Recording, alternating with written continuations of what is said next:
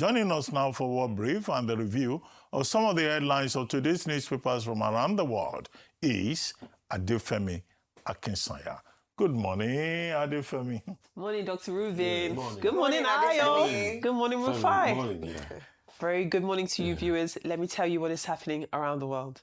Now, a mass shooting at Tumbler Ridge Secondary School in Canada has left at least 10 people dead, and that is including the suspected shooter. There was also about 27 others who were injured, and that's after the attacker opened fire at the school and a nearby residence on Tuesday. Now, 6 people were found dead inside Tumbler Ridge Secondary School itself. 1 died on the way to the hospital, and 2 more were found dead inside a residence. Police say the shooter, who is believed to be a woman, was found dead from an apparent self-inflicted gunshot injury, and that all remaining students and staff were evacuated safely. Now, the Royal Canadian Mounted Police are investigating, and authorities have not yet released a motive or the shooter's identity. Now, Prime Minister Mark Carney of Canada, who suspended his trip to the Munich Security Conference, described the attack as devastating and pledged support for victims' families and for the community. Very sad news there. Well, moving on, an Israeli Prime Minister Benjamin Netanyahu has arrived in Washington for urgent talks with President Donald Trump at the White House, focused on this ongoing issue between the United States and Iran's nuclear negotiations. Now, Israel's security concerns and the broader Middle East situation, including Gaza, are also likely to be part of his trip. Now, the trip was moved up amid intense talks between Washington and Tehran, the Iranian capital, and is expected to be a closed-door working session rather than a public event. It does mark Netanyahu's 7th visit to the United States to meet Trump since Trump began his 2nd term, underscoring clearly the close strategic relationship between the two leaders. Now, the discussions are expected to run through Wednesday, well, through today, of course, and aim to influence US policy on Iran and related security issues while reinforcing US-Israeli coordination. So keep an eye on what is happening there. Meanwhile, still under this same umbrella of the Middle East, Indonesia is preparing to send up to 8,000 troops to the Gaza Strip as part of an international stabilization force planned under US President Donald Trump's peace plan for Gaza.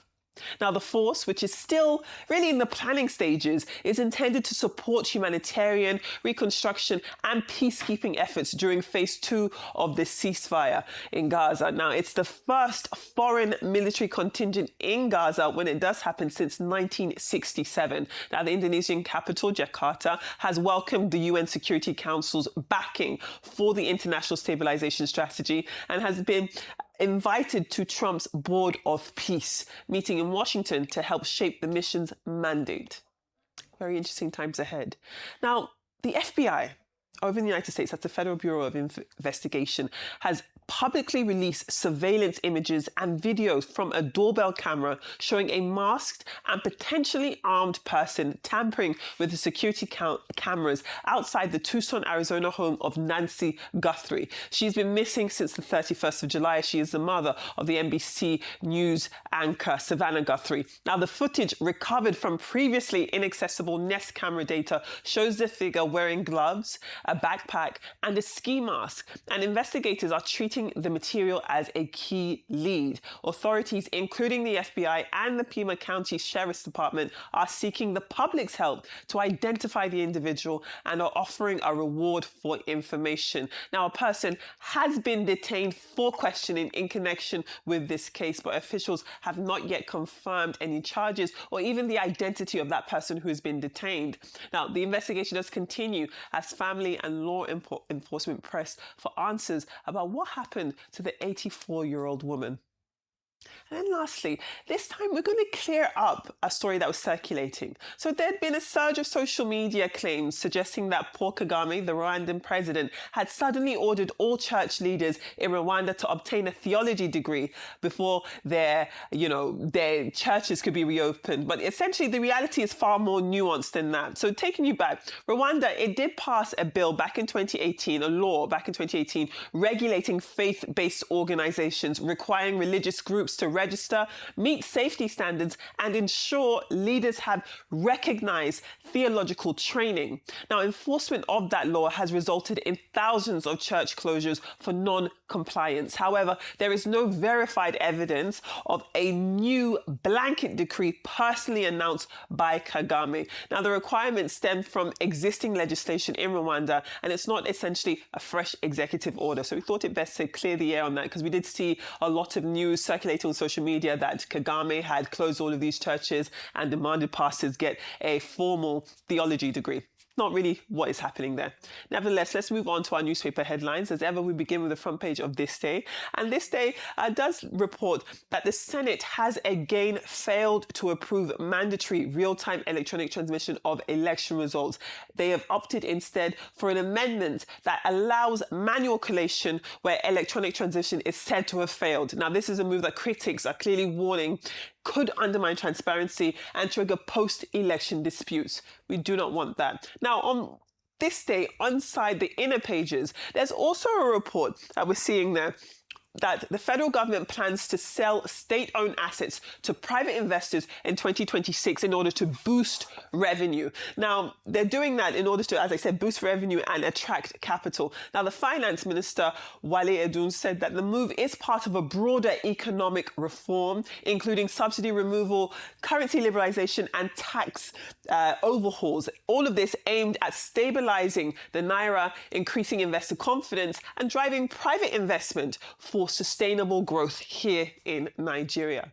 Well, moving on to the New Telegraph this morning, and the New Telegraph reports that the US House of Representatives has introduced a bill requiring the Secretary of State, Marco Rubio, to submit a report on the Trump administration's efforts to tackle targeted killings in Nigeria. The legislation, led by Chris Smith and Riley Moore, criticizes the Nigerian government's failure, they say, to protect citizens from armed gangs and terrorist attacks, highlighting rising religious persecution. Now, the Nigerian Religious Freedom and Accountability Act of this year, 2026, aims to hold perpetrators accountable and defend religious liberty. Let's move on to the Daily Independent. Now, the Daily Independent does report that the Chief of Defence Staff General Olufemi Oluyede says the armed forces alone cannot solve Nigeria's security challenges. He's continued to urge for stronger police and NSCDC deployments. Now, special forces, we know, have already been sent to Kwara, to Benue, and to Plateau states to tackle the issues in those areas. Well, let's take a look at the Punch, because again, we're talking about the United States. We've got this story just here. And essentially, the United States has deployed 200 troops to Nigeria to train local forces in counterterrorism and support intelligence sharing. That's following concerns over attacks on Christians.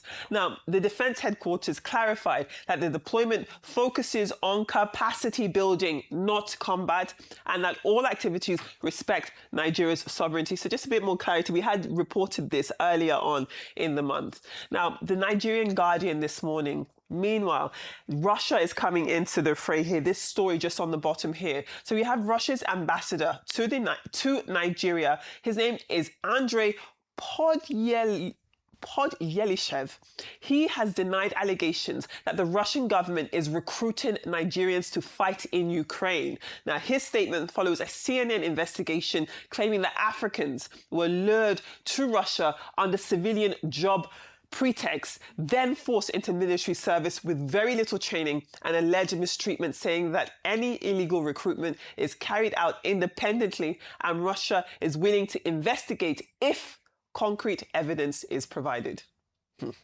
Let's move on to the UK version of the Guardian newspaper this morning. And it does report that Health Secretary Wes Streeting is still intent on deposing Sir Keir Starmer. That is despite his insisting that he backs the PM.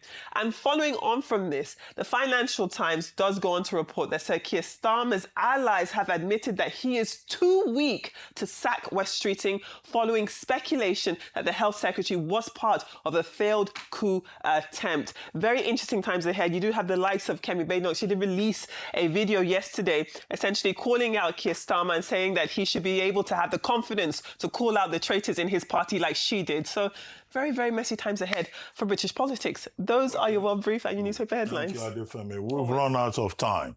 We will have loved to comment on some of the issues. Thank you very much indeed. Thank you.